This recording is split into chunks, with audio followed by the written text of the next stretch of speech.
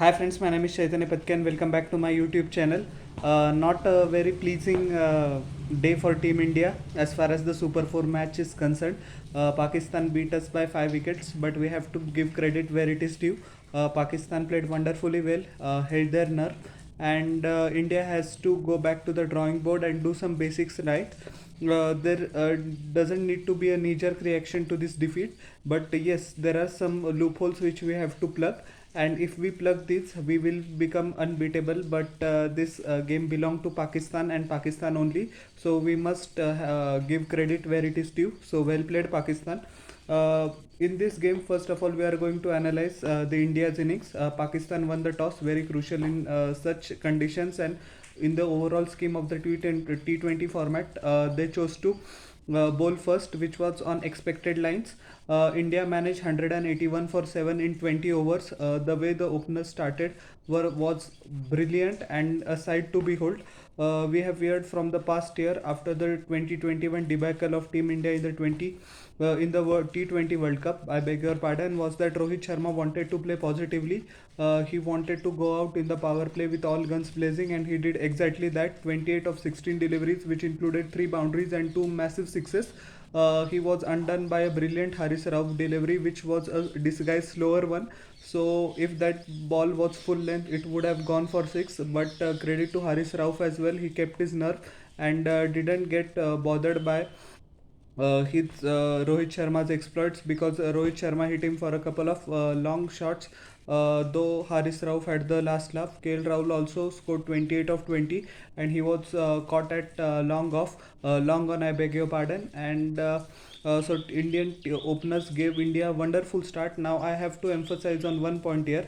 Many people will say that why didn't KL Rahul or Rohit Sharma or both of them or either one of them couldn't go on to make a big score. I want to just clarify that this is the template that Team India plays with. Unfortunately, if the batsmen get out against the run of play, we have to swallow that bitter pill, because towards the end, the runs and the brisk start that we got in the power play matter a lot. And I would take 181 for 7 instead of 160 or 165 for 2 any day of the week, because every run matters.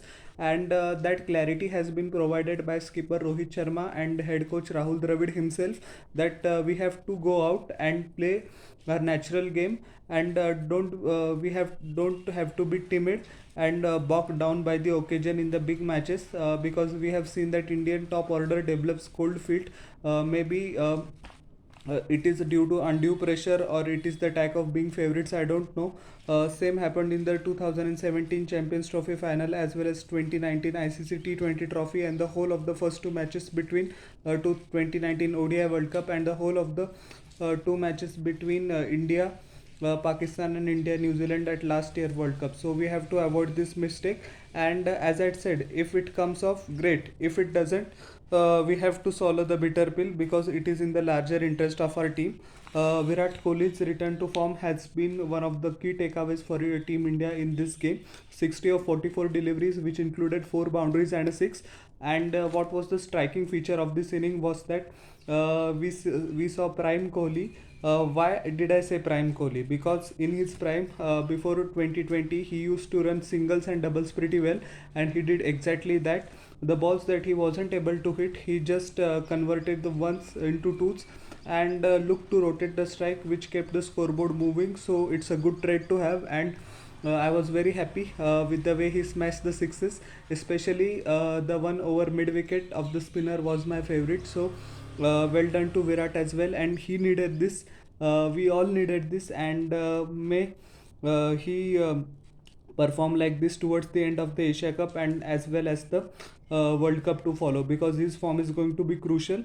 He will get some matches against South Africa and Australia as well, but against a quality opposition like Pakistan, this innings is welcome any day of the week. Sky unfortunately disappointed in this game. 2 boundaries of sweep shots, he looked good, but he tried to force the pace and was out against the run of play. He was uh, dismissed by Mohammad Nawaz, who had a blinder with a bat as well, but I'm going to come to it in a little while. He scored 13 of 10 deliveries, which included 2 boundaries. Rishabh Pant also tried to play a reverse sweep. and Rohit Sharma, after Rishabh Pant's dismissal, was quite angry with him, and rightfully so. He felt that there wasn't any need to play that shot at this juncture, but as I said, we have followed that template, and sometimes Rishabh was also trying to explain to Rohit in the dressing room, as the scenes were caught on camera, that he wanted to play the ball squarer but couldn't get it due to the turn that Shadab purchased, and hence he was got caught. Hardik Pandya had a nightmare of a match with the ball as well as with the bat.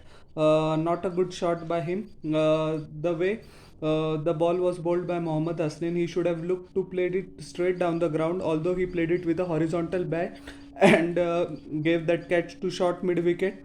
And Rohit Sharma was also more visibly frustrated and disappointed with the time of the dismissal, because Hardik was well rested in the last match against Hong Kong, and there are a lot of expectations due to his prime form. Such sort of a dismissal hurts the team's cause as well. So Rohit was visibly disappointed, and Deepak Hooda scored 16 of 14 deliveries, which included 2 boundaries. He tried to give the inning the impetus. He tried his best, and although he was caught out by he was caught out at the long off boundary, and he was dismissed by Naseem.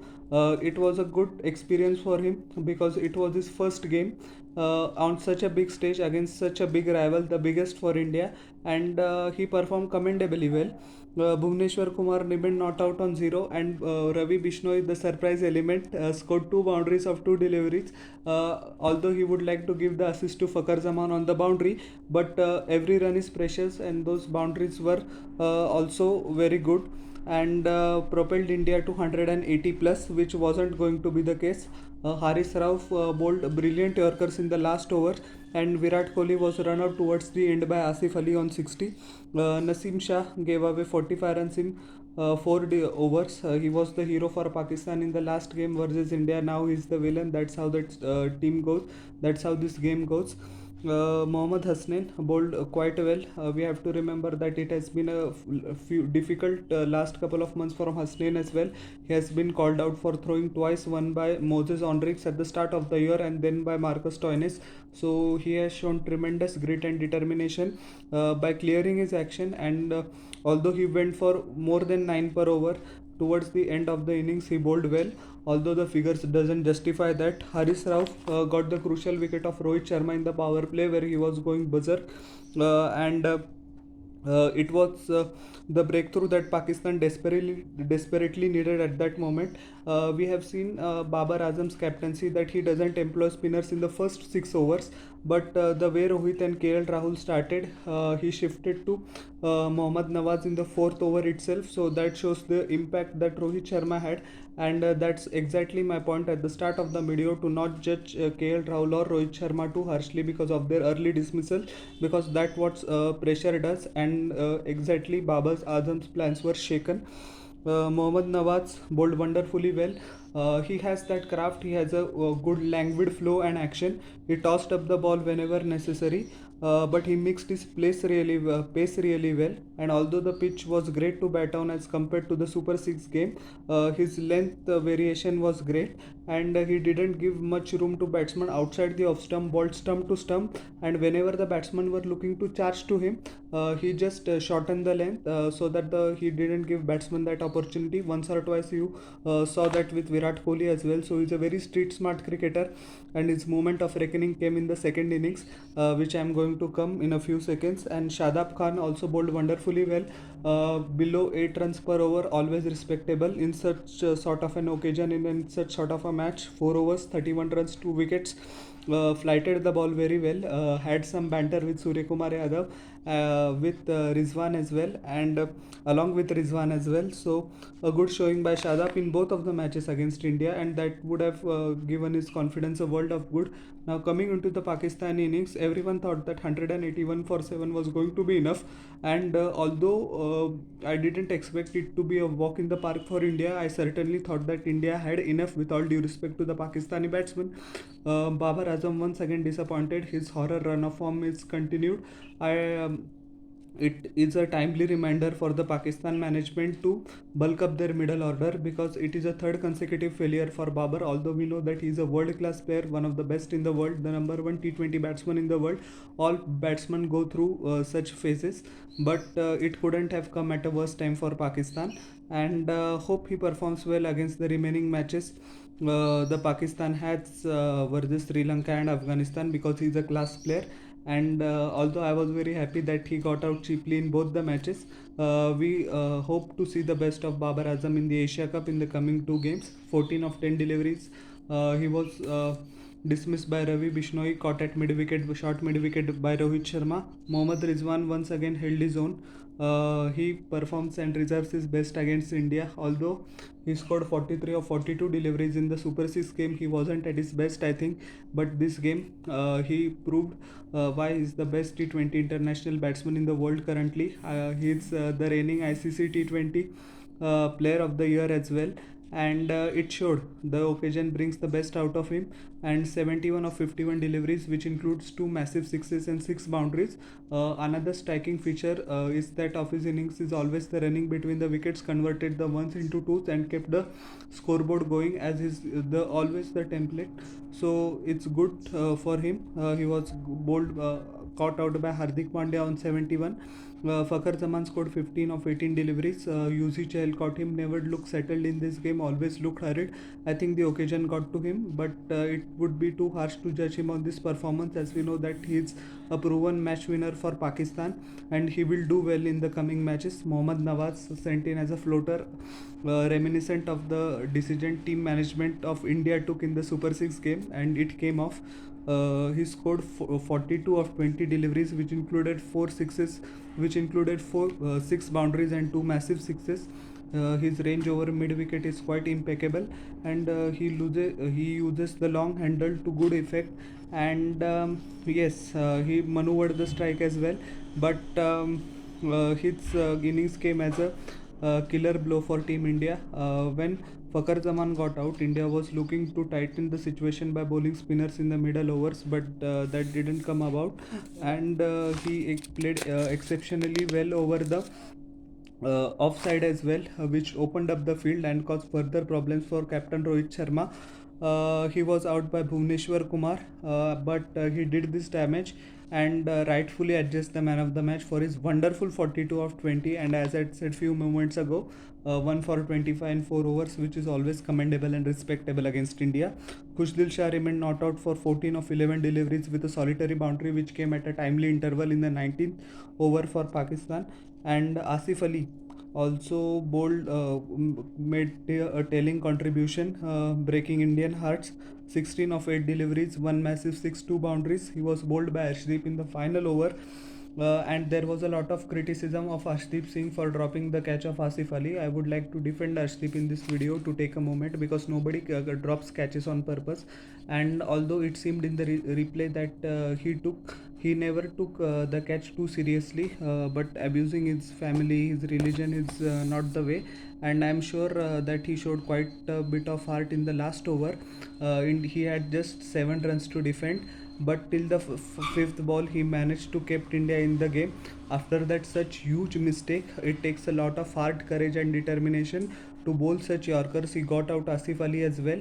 And I would also like to point out that Asif Ali could have been given out caught behind, because there was a little bit of spike, but I think the third umpire erred on the side of caution, because if he would have been given out, would been an uproar. But if he hadn't been given out, the uproar would have been a bit less.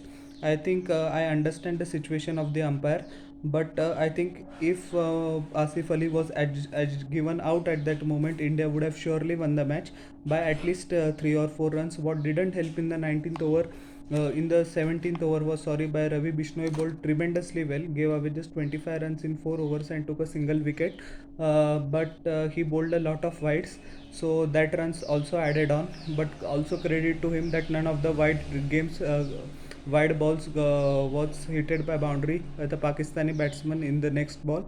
So yes, very confusing I would say, but rather not give away the wides and extra runs.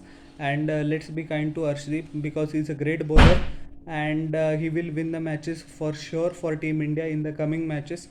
And to be called names, it is never good. We should stand by him. He is a great bowler, he is a great champion, and we always stand by our players, and we should do that, and we will do that. So let's not abuse Arshdeep on Twitter, Instagram, on YouTube comments, or any other social media platform, because at this crucial time he needs our support. And he is very mentally strong, he is mentally tough character, as we have seen in the numerous matches in the IPL. He bowls death overs brilliantly well, and one should not be castigated for a drop catch, although he took it very lightly. Such sort of mistake is not a matter of life and death, and we need to stop abusing him. So I humbly request to all of you watching my videos to not abuse Arshdeep anymore, and support him, because he will be back the next game. In terms of India's bowlers, Bhuvi gave 4 overs, 40 runs and 1 wicket. His 19th over was the most crucial, and he gave away the most of the runs. But such kind of days happen. He did try to bowl. He tried to bowl the short ball, which Khushdil Shah anticipated and smashed it over 6 at square leg. So uh, s- such scenarios occur. We need to take some risk, and it didn't come off. Though Bhuvi bowled well in the power play, a lot better showing was expected of the most senior bowler. I am sure he will bounce back the next game. Arshdeep Singh 3.5 overs, 27 runs, a single wicket of Asif Ali. But we have to remember, as I had mentioned before, that he was under tremendous psychological pressure by the dropped catch, and he did brilliantly well to take India to the fifth ball of the match, despite the fact of having only 7 runs to defend. So it takes a lot of character, it takes a lot of a courage, and it takes a lot of a thinking. He's a street smart cricketer, Ashdeep Singh, if you follow his bowling closely with Punjab Kings in the IPL, and he did just that, and showed that why he's going to be a champion of the future. Ravi Bishnoi, despite his wides, still gave away only 26 runs in 4 overs. I would like to apologize, because I had said 25 runs a few moments back. 26 runs, and took a solitary wicket of Babar Azam, which was the most essential. So a great showing by Ravi Bishnoi. Hardik Pandya was the most expensive. 4 overs, gave away runs at 11 runs per over, 44 runs, and took a solitary wicket. It is a game that he would like to forget, and this game is an aberration for him, because he has been in the form of his life. So we have to understand that not everyone will perform up to its potential in every game, and we have to give some leeway to Hardik, because he will be back next game with vigor, and he will surely silence his critics against Sri Lanka. Yuzvendra Chahal was also very expensive. There are justifiably calls for his exclusion from the side, which I think is a little bit harsh. But he has just managed to take a single wicket in the Asia Cup, and he gave away 43 runs this game. On the contrast, Ravi Bishnoi just gave away 27, despite the fact that he is the less experienced of the two. But he bowled his variations pretty well. I think Yuzi bowled outside the off stump very well, gave the batsman room, which Pakistani batsman took full advantage of. And it is safe to assume that when Mohammad Rizwan is in full flow, any bowler is under pressure. So that was the case, unfortunately, with Yuzi. We have to wait and see if the team management makes some changes.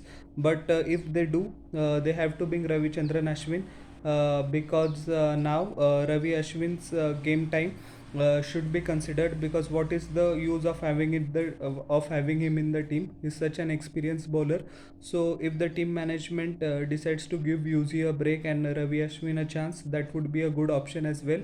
The team management did the same with Avesh Khan, and we'll see where the match against and the team against, what will be the team combination against Sri Lanka, will analyze in the other video. So defeat against Pakistan always stings, but we have to give credit uh, as an Indian where it is due. So well played, Pakistan. And how did you like my analysis of the Indo-Pak match? Please tell me in the comment section below, and don't forget to like, share and subscribe to my channel, and press the bell icon for further notifications. We'll meet in the next video. Till then, everyone, bye. And please don't forget to give the feedback in the comment section. It will be I will always look into it and try to improve my videos. So we'll meet in the next video.